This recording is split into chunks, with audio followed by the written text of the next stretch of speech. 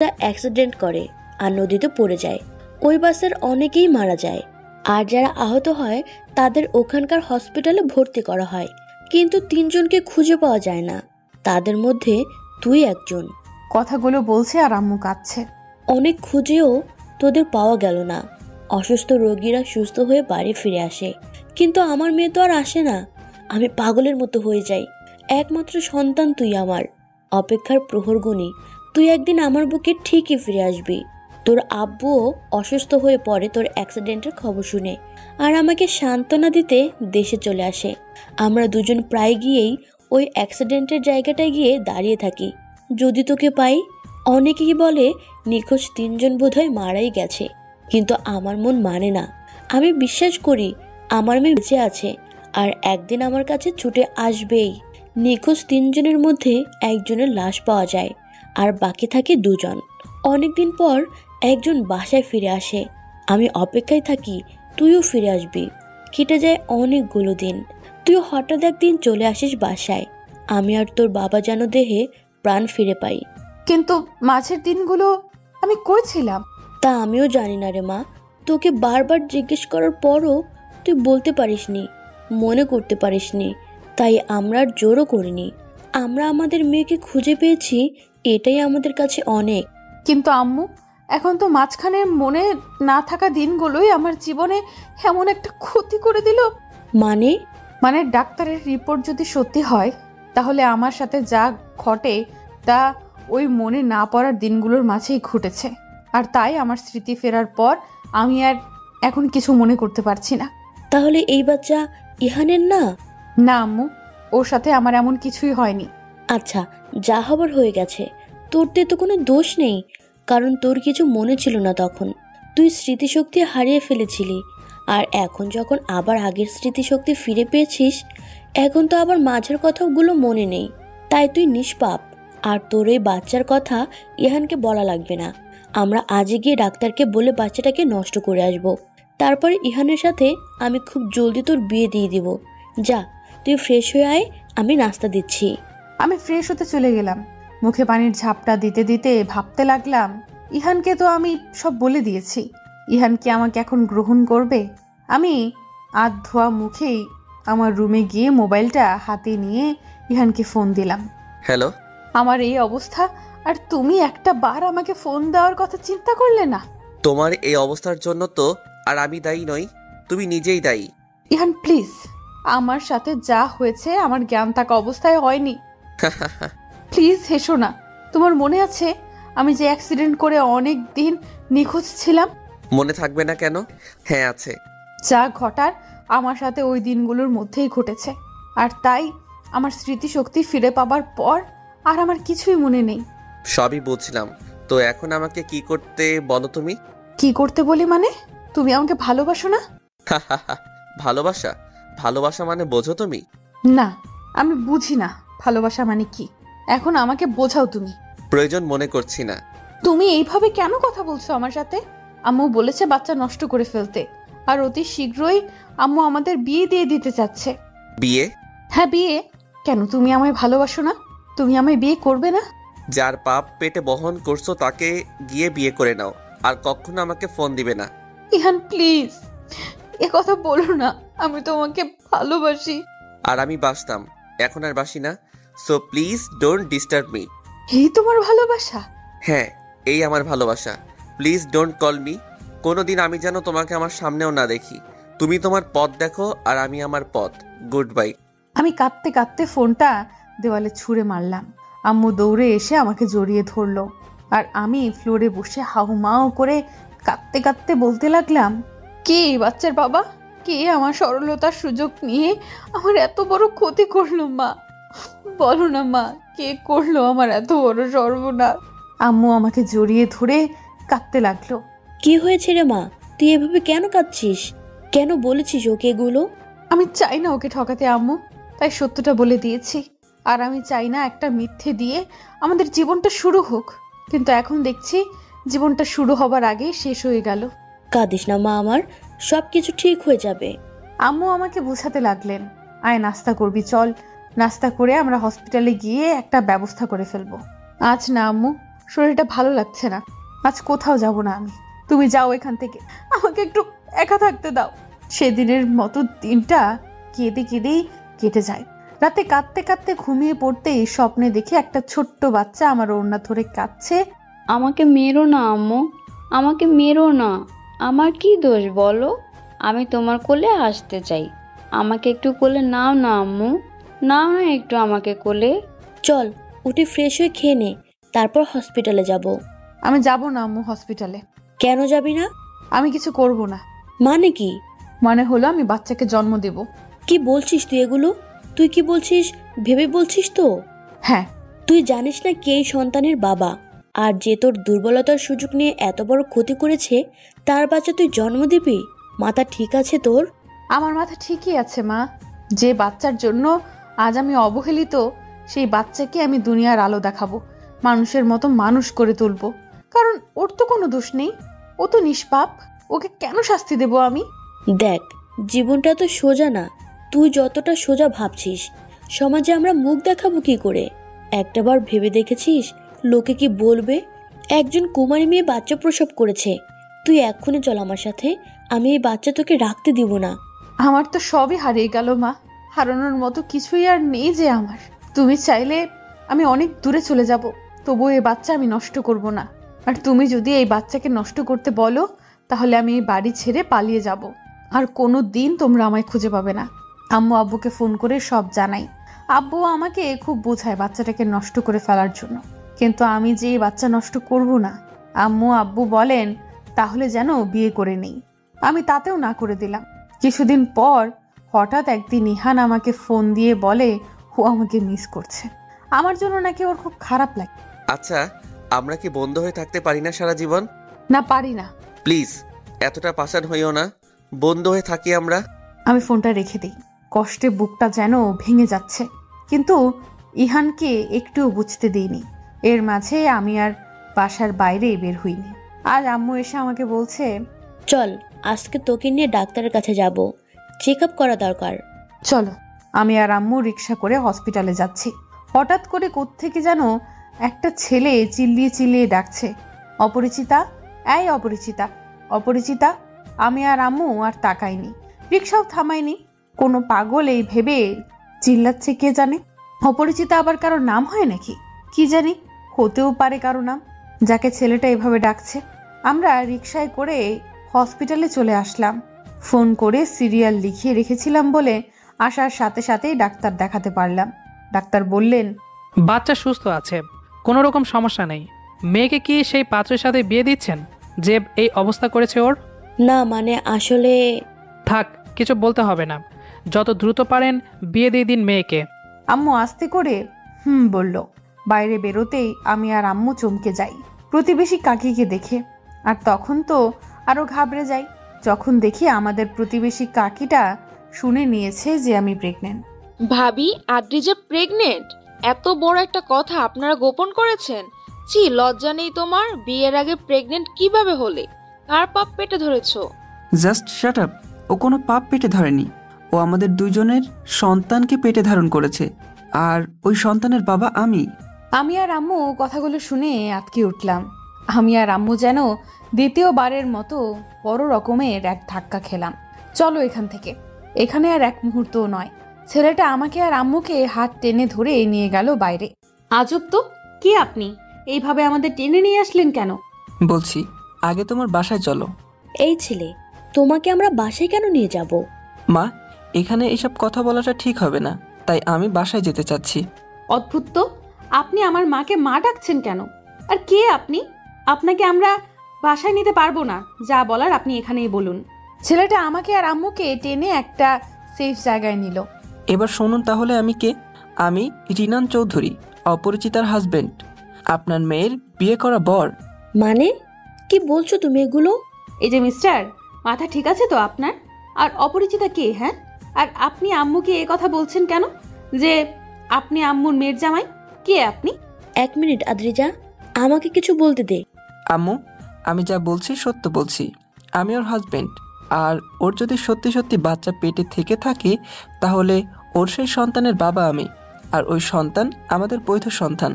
আমি সবকিছু শুনতে চাই বাবা। তুমি আমাকে সবকিছু খুলে বলো। আর ওই সন্তান আমাদের বৈধ সন্তান। বলছি মা, অনেকদিন আগে একটা অ্যাক্সিডেন্টের সময় ওকে আমি উদ্ধার করি। তখন যেইভাবেই পারে এক একজনকে উদ্ধার করে, আমিও সেদিন ওকে উদ্ধার করি। ও অজ্ঞান অবস্থায় পড়েছিল, মাথায় হালকা চোট লেগেছিল। আমি ভাবছিলাম ওকে বাসায় নিয়ে গিয়ে কপালে ব্যান্ডেজ করে পানি ছিটা দেই, তাহলেই ও ঠিক হয়ে যাবে। কারণ ঘটনাস্থান থেকে হসপিটাল ছিল অনেকটা দূরে, আর আমার বাসা ছিল তার কাছেই। তাই আমি কোলে করে বাসায় নিয়ে যাই ওকে। বাসায় নেওয়ার পর আমি মাথায় ব্যান্ডেজ করে দেই। আমার মা হাত পা ম্যাসেজ করে দেন, মুখে পানি ছেটা দেন। এরপর কিছুক্ষণ অপেক্ষা করি জ্ঞান ফিরে কিনা দেখতে। কিছুক্ষণ অপেক্ষা করার পর দেখি ওর জ্ঞান ফিরে। আমার মা ওকে বলে, তুমি কোনো চিন্তা করো না, তুমি ঠিক আছো, সামান্য মাথায় একটু ব্যথা পেয়েছো, ঠিক হয়ে যাবে। কিন্তু ওর উত্তর শুনে আমরা অবাক হয়ে যাই। ও বলে, আমার কি হয়েছিল? আমি কে? আপনারা কে? কিভাবে ব্যথা পেলাম? কিছু বলতে পারে না ও। মানে কে ও, কোথায় বাসা, কিছুই বলতে পারে না। মা বললেন, তুই একটা ডাক্তার ডেকে নিয়ে আয়। আমি ডক্টর ডেকে নিয়ে আসলাম। ডক্টর ওকে দেখে বললেন, উনি মাথায় আঘাত পাওয়াতে স্মৃতিশক্তি হারিয়ে ফেলেছেন। বাইরে থেকে আঘাতটা ছোট মনে হলেও মাথার ভেতরে আঘাতটা ভালোই লেগেছে, সে কারণে তিনি তার অতীত ভুলে গেছেন। আপাতত আপনারা কোনো রকম জোর করবেন না তাকে কোনো কিছু জানার জন্য। কিছুদিন দেখেন কি হয়, তারপর আমাকে জানাবেন। আমরা আচ্ছা বলে ডক্টরকে বিদায় জানালাম। রিনান, এখন কি হবে? মেয়েটাকে তো আমরা চিনি না, এখানে তো রাখতেও পারবো না। তাছাড়া দেখে তো আমাদের এইখানকার মনে হচ্ছে না। তাহলে কি ঘটনাস্থলে গিয়ে দেখব কেউ ওকে চেনে কিনা? যা বাবা, তাই গিয়ে দেখ। আমি ওকে বললাম, চলো আমার সাথে। কিন্তু ও কোনো মতেই আমার সাথে যাবে না। ওকে রাজি করাতে করাতে ব্যর্থ হয়ে যাই আমি। তারপর আমি একাই চলে গেলাম ওখানে। গিয়ে দেখি বাসের মানুষজন কেউ নেই। কয়েকজনকে জিজ্ঞাসা করলাম গাড়িটা কোথা থেকে এসেছে। সবাই আপনাদের থানার নাম বলল। বাসায় ফিরে এসে মাকে সবটা বললাম। মা বললেন, এখন যেহেতু ও অসুস্থ, ও কিছুটা সুস্থ হোক, তারপর না হয় ওর ঠিকানা খোঁজা যাবে। এখন ওর নাম তো জানি না, আমরা ডাকবো কি নামে? তাই আমি ওর নাম দিলাম অপরিচিতা। আশেপাশের মানুষজন ওকে এসে দেখতে শুরু করলো। ও কারোর সাথে কোনো কথা বলে না। আমার মা ওকে গোসল করায়, খাইয়ে দেয়, চুল বেঁধে দেয়। ও নিশ্চুপ হয়ে বসে থাকে। কিছুদিন পর ও হঠাৎ একদিন আমার কাছে এসে বলল, আমাকে নিয়ে একটু ঘুরতে যাবেন? এভাবে সারা দিন রাত ঘরে বসে থাকতে ভালো লাগে না। আমি তো অবাক, ও আমার সাথে কথা বলছে। মা বলল, যা, নিয়ে যা, ঘুরে আয়। আমি ওকে সাথে নিয়ে ঘুরতে বের হলাম। মা ওকে একটা শাড়ি বের করে পরিয়ে দিলেন। অদ্ভুত সুন্দর লাগতেছিল ওকে। সারা দিন ঘোরাঘুরি করি, কিন্তু ও কোনো কথাই বলে না। বাসায় ফিরে আমার মাকে আর আমাকে অবাক করে দিয়ে জিজ্ঞাসা করে, আচ্ছা, আমি আপনাদের কি হই? আপনার ছেলে আমার কি হয়? তুমি আমাদের না, মানে তুমি আমার বোনের মেয়ে, আর আমি তোমার খালা। একটা অ্যাক্সিডেন্টে তোমার স্মৃতি শক্তি হারিয়ে গেছে। আর আমার বাবা মা? তোমার বাবা মা? মা চলো তো, খুব ক্ষুধা লেগেছে, খেতে দিবে। অপরিচিতা ভেবে নেই একটা অ্যাক্সিডেন্টে ওর বাবা মা হয়তো মারা গেছে, আর এটা আমরা ওকে জানাতে চাই না। দেখতে দেখতে অনেকগুলো দিন কেটে যায়। অপরিচিতা প্রায় এসে আমার রুমে বসে থাকে। আমাকে বলে, আমাকে গান শোনাবেন, গল্প শোনাবেন? আমার তো অতীতের কিছু মনে নেই, কিছুই মনে করতে পারছি না। তাই বর্তমানটাকে নিয়েই একটু ভালো থাকতে চাই। আমি ওকে গান শোনাই, গল্প শোনাই। ধীরে ধীরে আমাদের মাঝে খুব ভালো একটা সম্পর্ক তৈরি হয়, একদম বন্ধুত্ব সুলভ। একদিন ঘুমিয়ে আছি, রাত প্রায় 3টা। অপরিচিত আমার রুমে আসে, আর এসেই আমার মাথার কাছে এসে বসে ল্যাপটপ জ্বালায়। আমিও চমকে গিয়ে যেই না চিৎকার দিয়ে উঠবো, তখন ওই আমার অপরিচিতা আমার মুখ আটকে ধরে। শ্শ্, চিল্লাতে বলেছি? এত ভীতু আপনি? আমার খুব চাঁদ দেখতে ইচ্ছে করছে, তাই আসলাম আপনাকে ডাকতে। একা একা ছাদে যাব কি করে? ভয় লাগবে যে। অপরিচিতা তারপর আমার মুখ থেকে হাত সরিয়ে বলে, ধীরে ধীরে কথা বলবেন কেমন? এত রাতে কেউ চাঁদ দেখে নাকি? মাথা খারাপ হয়েছে তোমার? যাবেন নাকি আমি একাই যাব? কোন পাগলের পাল্লায় যে পড়লাম আমি। অপরিচিতা একাই চলে যাচ্ছিল ছাদে, তাই আমিও পেছন পেছন গেলাম। দেখুন দেখুন, কি সুন্দর চাঁদ। সুন্দর, তবে তোমার থেকে কম। অপরিচিতা লজ্জা পেল। একা একা যেই ছাদে চলে আসলে, যদি আমি না আসতাম। আমি জানি আপনি আসবেন, তাই তো এসেছি। হয়েছে এবার চাঁদ দেখা, তাহলে এখন কি আমরা যেতে পারি? উফ, আপনি না একটুও রোমান্টিক না, চলুন। আমি অপরিচিতাকে নিয়ে চলে আসি। ধীরে ধীরে অপরিচিতাকে আমার ভালো লাগতে শুরু করে। একসময় ওকে আমি ভালোবেসে ফেলি। একদিন বাইরে খুব বৃষ্টি হচ্ছিল, আমি জানালা দিয়ে বাইরে তাকিয়ে বৃষ্টি দেখছিলাম, আর তখন ও আমার হাত ধরে টেনে বাইরে নিয়ে যায়। কি হচ্ছে এইসব? উফ, আপনি যে কি! বৃষ্টি ঘরে বসে দেখার জিনিস? বৃষ্টি হচ্ছে ছুঁয়ে দেখার জিনিস, অনুভব করার জিনিস, ভালোবাসার জিনিস। আমার যে ভালোবাসার জিনিস মাত্র একটাই। কি সেটা? তুমি। অপরিচিতা লজ্জা ভরা নয়নে বলে। আচ্ছা পাগল তো আপনি, ভালোবাসার কথাটাও ভালোভাবে প্রকাশ করতে পারেন না। আমি সাথে সাথে হাঁটু গেড়ে ওর সামনে বসে পড়লাম। অপরিচিতা, আমি তোমার সাথে শুধু আজ না, এই জীবনে যতবার বৃষ্টি হবে ঠিক ততবার তোমার হাত ধরে সেই বৃষ্টিতে ভিজতে চাই। ভিজবে আমার সাথে? ধরবে আমার হাত? অপরিচিতা দৌড়ে রুমে চলে আসে। আমি পিছু পিছু যেতেই মামার সামনে পড়ে। অপরিচিতা ভেতরে চলে যাই, আর আমিও মাথা চুলকাতে চুলকাতে ভেতরে চলে আসি। কিছুদিনের মধ্যেই আশেপাশে বলাবলি শুরু হয়, নানান কথা তখন মানুষের মুখে মুখে। আমরা ডক্টরের সাথে যোগাযোগ করলাম, কবে অপরিচিতা স্মৃতিশক্তি ফিরে পাবে। ডক্টর বললেন, সেটা আমাদের জানা নেই, হতে পারে 1 সপ্তাহ পর, কিংবা 1 বছর পর, নয়তো 10 বছর। ডক্টরের কথা শুনে কি করব বুঝে উঠতে পারছিলাম না আমরা। একে তো ওর স্মৃতিশক্তি নেই, তার উপর মানুষের মুখ ভর্তি কটু কথা। একদিন অপরিচিতা আমার মায়ের কাছে গিয়ে বলল, খালামুনি, আমি চাই না মানুষ আমার জন্য আপনাদের সবাইকে খারাপ বলুক, তাই আমি এ বাড়ি ছেড়ে চলে যেতে চাই। আমি অপরিচিতার এই কথা শুনে নিজের মনকে কোনোভাবেই স্থির করতে পারছিলাম না। অপরিচিতা, আমি তোমাকে ভালোবাসি, বিয়ে করবে তুমি আমায়? আমি সবার মুখ বন্ধ করে দিব আজ এবং এই মুহূর্তে। শুধু তুমি একবার বলো তুমি রাজি। কি বলছিস তুই এগুলো? হ্যাঁ মা, আমি ঠিকই বলছি, আমি ওকে ভালোবাসি, আর যে কোনো কিছুর বিনিময়ে আমার ওকেই চাই। কিন্তু তুই তো জানিস ওর স্মৃতি ফিরে পেলে তোকেও ভুলে যাবে, তখন কি হবে? শুধু ওর মাথা গুজার পার্মানেন্ট ঠিকানাটা করে দিব, আর মানুষের মুখটা বন্ধ করে দিব। এছাড়া তো আমার আর কোনো পথ নেই। দেখ তোর যা ভালো মনে হয়। অপরিচিত বিয়েতে রাজি হয়ে যায়, আর কাজী ডেকে আমরা সেই দিন বিয়ে করে নিই। আর এটাই সত্যি, ও আমার বিবাহিত স্ত্রী। তারপর কি হলো? তারপর প্রতিবেশীদের মুখ বন্ধ হলো, আমি আরও বেশি অপরিচিতার প্রতি দুর্বল হতে লাগলাম। অপরিচিতাও আমাকে ভালোবাসতে শুরু করে দিল। দিন কাটতে থাকে ভালোভাবেই, কিন্তু সেদিনটাই আমার জন্য কাল হয়ে দাঁড়ায়, যেদিন আমি ওকে শপিং করতে মার্কেটে নিয়ে যাই। ও শাড়ি পছন্দ করছে, আর আমি ওর জন্য অন্য পাশে ড্রেস চুজ করছিলাম। আর হঠাৎ করেই দেখি ও নেই। আমি সারা মার্কেট তন্ন তন্ন করে খুঁজেও ওকে পাই না, সারা এলাকা খুঁজি, কোথাও নেই ও। এর মাঝে আমি পাগলের মতো হয়ে যাই। সবাই বলে ও স্মৃতিশক্তি ফিরে পেয়েছে আর তাই চলে গেছে। এমন কোনো অলিগলি বাদ রাখিনি যেখানে আমি ওকে না খুঁজেছি। অনেকদিন পর আমার সাথে ওই বাস ড্রাইভারটার সাথে দেখা হয়, যখন আমি এক থানা থেকে অন্য আরেক থানা খুঁজে বেড়াচ্ছিলাম ওকে। যার বাসে করে অপরিচিতা এসেছিল তাকে দেখতে পাই আমি। আমি যেদিন অপরিচিতাকে উদ্ধার করি সেদিন আমি বাস ড্রাইভারটাকেও দেখি আর চিনেও রাখি, কিন্তু এতদিনে তাকে আমি আর কোথাও দেখিনি। সেদিন হঠাৎ করেই তার সাথে আমার দেখা। আমি তাকে তড়িঘড়ি করে জিজ্ঞাসা করলাম, আপনি কোথা থেকে এসেছেন? আর আপনার বাসই তো একবার অমুক জায়গায় অ্যাক্সিডেন্ট করেছিল, তাই না? সে বলল হ্যাঁ। আমি তাকে জিজ্ঞাসা করলাম, সেদিন আপনি কোথা থেকে এসেছিলেন, আমাকে একটু বলুন না প্লিজ। আর তখনই তিনি আমাকে সব খুলে বললেন। আর আমি রওনা হলাম ওই শহরের উদ্দেশ্যে। এই শহরের অলিগলি খুঁজে বেড়াচ্ছি আমি ওকে।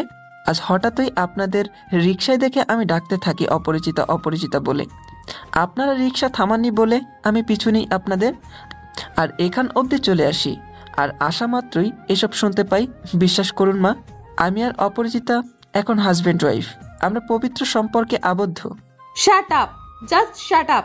আর একটা কথাও না। আমি এই বিয়ে সম্পর্ক মানি না, মানি না, মানি না। ছি ছি ছি ছি ছি ছি, একটা অসহায় মেয়েকে এইভাবে ঠকাতে পারলেন আপনি? কিভাবে পারলেন? আপনি মানুষ না অন্য কিছু? আমি তো আপনাকে স্বামী বলে মানি না, আর না কোনোদিন মানবো। আর সেই মুহূর্তে ইহানের ফোন। আদ্রিজা, কোথায় তুমি? হসপিটালে। আমি অনেক ভেবে দেখলাম আমার পক্ষে তোমাকে ছাড়া ভালো থাকা সম্ভব না, তাই আমি চাই তুমি তোমার পেটের ওই বাচ্চাটাকে নষ্ট করে আমার কাছে চলে এসো। আমি তোমাকে ওই বাচ্চা ছাড়া মেনে নেব, বাকিটা তোমার ইচ্ছে। আমি স্তব্ধ হয়ে গেলাম, ভাবতে লাগলাম কি করব আমি এখন? কাকে মেনে নেব? কাকে জড়িয়ে নেব নিজের জীবনের সাথে? রিনানকে নাকি ইহানকে?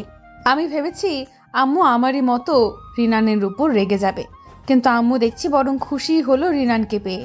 হয়তো তার মেয়ের আর তার মেয়ের সন্তানটার একটা গতি হবে এই ভেবে আম্মু খুশি। বাবা তুমি জানো না আমাকে কতটা নিশ্চিন্ত করলে তুমি। আম্মু, আপনি অনুমতি দিলে আমি আমার স্ত্রীকে বাসায় নিয়ে যেতে চাই। ওই কে আপনার স্ত্রী? খবরদার কোনো রকম অধিকার ফলাতে আসবেন না আমার উপর। আদ্রিজা কি বলছিস তুই এসব? আমি ঠিকই বলছি আম্মু, আমি পারবো না এই মানুষটাকে স্বামী হিসেবে মেনে নিতে। কেন পারবি না? ও তোর স্বামী। হোক সে যা কিছু তাই, আমি তাকে মানি না, কারণ সে আমার অসহায়ত্বের সুযোগ নিয়েছে। এমনই যদি হতো তাহলে ও কি তোকে এভাবে খুঁজতে আসতো? প্লিজ তুই এমন করিস না মা। বাবা তুমি আমাদের সাথে আমাদের বাসায় চলো। মানে কি আম্মু? এই লোকটা আমাদের বাসায় যাবে কেন? আর তুমি তার কথাগুলোই বা এত সহজে বিশ্বাস করে নিলে কিভাবে? এমনও তো হতে পারে সে মিথ্যা বলছে। প্রমাণ কি তার কথার? সে যে সত্যি বলছে তার প্রমাণ কি? রিরান এবার ওর মোবাইল বের করলো আর মোবাইল ঘেটে ওর আর আমার যত ছবি ছিল সব আমাদের দেখালো। এবার তো বিশ্বাস হয়েছে? আমি এই ছবিগুলো দেখে চুপ হয়ে গেলাম। আম্মু আমাকে অনেক মিনতি করে বললেন, প্লিজ তুই এমন করিস না। আমি ওকে আমাদের সাথে আমাদের বাসায় নিয়ে যেতে চাই, তারপর না হয় তুই ভেবে একটা ডিসিশন নিস। আমি আর কিচ্ছু বললাম না। আম্মু রিনানকে আমাদের সাথে বাসায় নিয়ে এলো। আমি পড়ে গেলাম যেন বিপদে, না পারছি কিছু বলতে, না পারছি সইতে। রিনান খুশি মনে বাসায় ফিরেছে, ওর মুখে স্পষ্ট খুশির ছাপ দেখা যাচ্ছে। এদিকে বাসায় ফেরার পরই আবারও ইহানের ফোন।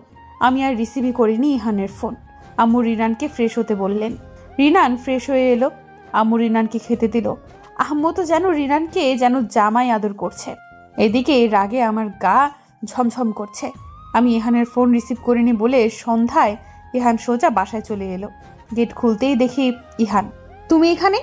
যাও এখন, বাসায় মেহমান আছে। থাকুক মেহমান, তাতে আমার কি? আমি আমার প্রশ্নের উত্তর চাই। কি উত্তর? তুমি তোমার পেটের বাচ্চাটাকে নষ্ট করবে কিনা? আর তখনই রিনান এসে হাজির। না, ও ওর পেটের বাচ্চাকে নষ্ট করবে না। আদ্রিজা কে উনি? উনি কেন জবাব দিচ্ছেন? এই যে মিস্টার, আপনি কেন উত্তর দিচ্ছেন? আমি তো আপনাকে কিছু জিজ্ঞেস করিনি। আমি উত্তর দিয়েছি কারণ ওর পেটে থাকা সন্তানটা আমার, আর আমি চাই আমার সন্তান এই পৃথিবীর আলো বাতাস দেখুক। ওহো, আপনি তাহলে সেই লোক যে কিনা ওর দুর্বলতার সুযোগ নিয়ে ওকে ভোগ করেছেন? মুখ সামলে কথা বলুন, ও আমার বিবাহিতা স্ত্রী।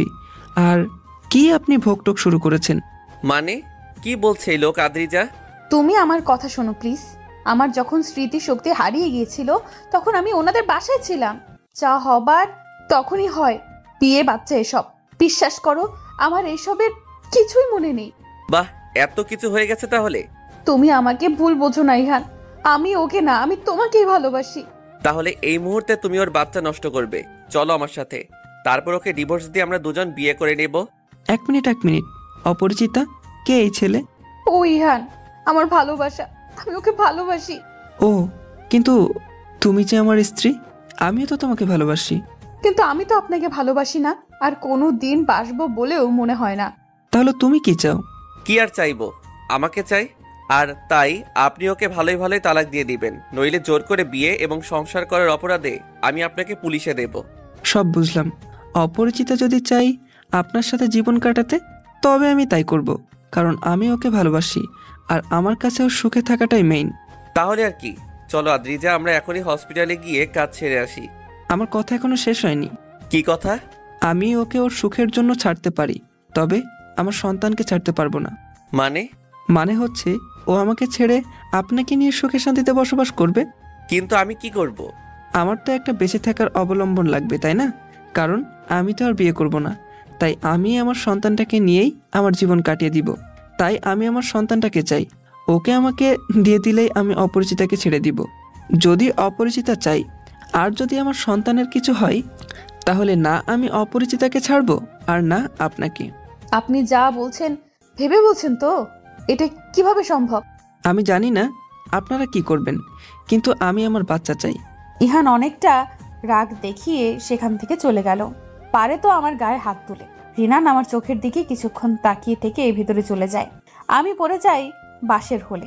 কি করব মাথা কাজ করছে না। একদিকে ইহান, অন্যদিকে রিনান, আর আমার পেটে অবুঝ এক প্রাণ। ও তো কোনো দোষ করেনি, তাহলে আমি কেন ওকে শাস্তি দেব?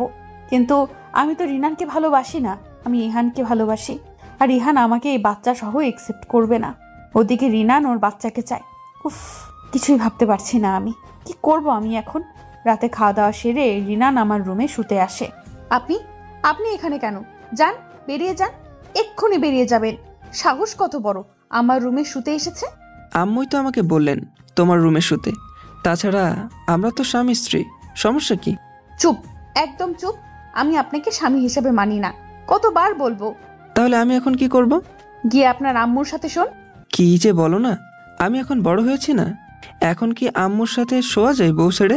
হোয়াট? আম্মু দেখেন, অপরিচিতা আমাকে রুম থেকে বের করে দিয়েছে। আমি লাফ দিয়ে গিয়ে খপ করে রিনানের মুখ চেপে ধরলাম।